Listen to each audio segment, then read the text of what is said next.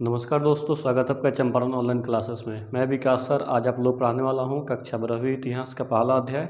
और यह पहले अध्याय का पार्ट 3 होगा, क्योंकि पार्ट 2 तक मैं पहले ही अपलोड कर चुका हूं। तो आइए पार्ट 3 को शुरू करते हैं। तो पार्ट 3 का जो सबसे पहला टॉपिक है ना मेरा, वो होगा सभ्यता। क्योंकि जो अपने चैप्टर का नाम है हड़प्पा सभ्यता, तो ये तो पता आप लोगों को हड़प्पा किसी जगह का नाम है, लेकिन सभ्यता किसे कहते हैं इस बात को समझिएगा।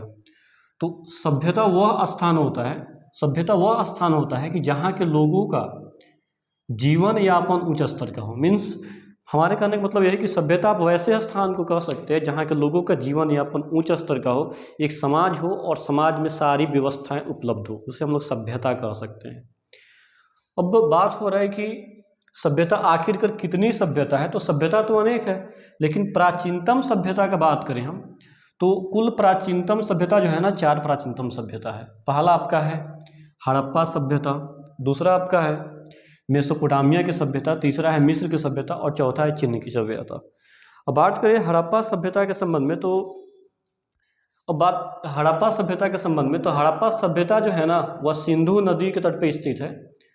मेसोपोटामिया की जो सभ्यता है वह दजला और फरात नदी के तट पर स्थित है।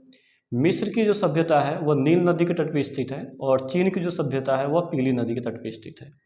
ये चारों सभ्यता 4 नदियों के तट पर स्थित है। इसके पीछे कारण भी है, क्योंकि पहले के समय में जो परिवहन का साधन था या अन्य जो साधन था वो पूरा विकसित नहीं था। आज वायु मार्ग, रेल मार्ग, सड़क मार्ग काफ़ी है ना, लेकिन पहले वैसा कुछ नहीं था, जिसके कारण जो भी सभ्यता हुआ किसी न किसी नदी के तट पर ही स्थित है। अब यहाँ मेरा जो चैप्टर है हड़प्पा सभ्यता है, तो मैं हड़प्पा सभ्यता के संबंध में बात करूँगा। तो हड़प्पा सभ्यता का बात कहा जाए तो सबसे प्राचीनतम सभ्यता हड़प्पा सभ्यता को कहा जाता है। लेकिन बात यहाँ है कि हड़प्पा का जब खोज नहीं हुआ था तो उससे पहले जो मेसोपोटामिया की सभ्यता है ना, वह सबसे प्राचीनतम सभ्यता कहलाता था। लेकिन जैसे हड़प्पा सभ्यता का खोज हो गया तो पता चला कि नहीं, मेसोपोटामिया से प्राचीनतम हड़प्पा सभ्यता है। यहाँ लिखे कुछ बात, यह सबसे प्राचीनतम सभ्यता है। और प्राचीनतम कहने का भी पीछे कारण है, क्योंकि जो हड़प्पा सभ्यता का इतिहास है ना, करीब 4600 वर्ष पुराना माना जाता है। करीब 4600 वर्ष पुराना है हड़प्पा सभ्यता का इतिहास। क्वेश्चन हो सकता है कि हड़प्पा सभ्यता का इतिहास कितना वर्ष पुराना है, तो करीब 4600 वर्ष पुराना सभ्यता है ये। और क्षेत्र विस्तार के बारे में बात कर दे कि हड़प्पा सभ्यता का विस्तार कितने क्षेत्रफल में है, तो हड़प्पा सभ्यता का विस्तार 12,99,600 वर्ग किलोमीटर क्षेत्र में फैला हुआ है। कुल मिला के 12,99,600 वर्ग किलोमीटर क्षेत्र में यह सभ्यता फैला हुआ है, जिसको कह सकते हैं कि यह सभ्यता करीब 13 लाख वर्ग किलोमीटर क्षेत्र में फैला हुआ है। और बात करें इसके आकार का, तो मानचित्र में देखने पर जो हड़प्पा सभ्यता है ना, वह त्रिभुजाकार दिखाई देता है। इसलिए जो हड़प्पा सभ्यता का जो आकार है वह त्रिभुजाकार है। कुछ इस प्रकार से हम कह सकते हैं कि मानचित्र पर इसका जो फिगर है ना, कुछ इस प्रकार त्रिभुजाकार दिखाई देता है, इसलिए इसका आकार जो है त्रिभुजाकार है। अब बात करें कि इस सभ्यता को कांस्य युगीन सभ्यता भी कहा जाता है। हड़प्पा सभ्यता को कांस्य युगीन सभ्यता भी कहा जाता है। इसके पीछे कारण ये है कि यहाँ के जो वासी थे, हड़प्पा वासी थे, वह सबसे पहले कांसा धातु का प्रयोग किए थे, जिसके कारण इस सभ्यता को कांस्य युगीन सभ्यता भी कहा जाता है।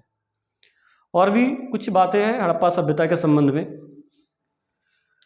यहाँ बात करें कि हड़प्पा सभ्यता के क्षेत्र, तो देखिए हड़प्पा सभ्यता का जो क्षेत्र है ना, 3 देशों में पड़ता है। पहला भारत है, दूसरा पाकिस्तान है, तीसरा अफगानिस्तान है। मैं यहाँ पे अभी अफगानिस्तान के विषय में बात नहीं करूँगा। कारण ये है कि अफगानिस्तान में कुछ ही क्षेत्र पड़ते हैं जो हमारे लिए उतना इंपॉर्टेंट नहीं है क्लास 12वीं के लिए। मैं बात करता हूँ कि हड़प्पा सभ्यता के भारत में स्थित क्षेत्र की कौन कौन से क्षेत्र है जो हड़प्पा सभ्यता के भारत में स्थित है। तो सबसे पहला स्थान आता है बनावली का, जो कि भारत के हरियाणा राज्य में स्थित है। दूसरा आपका है कालीबंगन या कालीबंगा, जो कि राजस्थान राज्य में स्थित है। तीसरा है लोथल और धौलावीरा, जो गुजरात में है।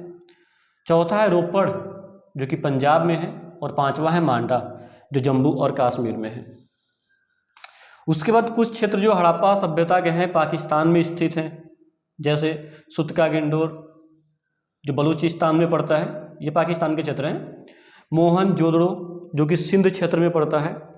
और तीसरा आपका हो जाएगा हड़प्पा, जो कि पंजाब में पड़ता है। ये पंजाब भारत वाले नहीं है, ये पंजाब जो है ना पाकिस्तान वाला क्षेत्र है, क्योंकि जब हड़प्पा सभ्यता का खोज हुआ तो उस समय हड़प्पा सभ्यता के टाइम तक जो है ना भारत और पाकिस्तान एक ही थे, बाद में बंटवारा हुआ तो अलग अलग हो गए वो लोग।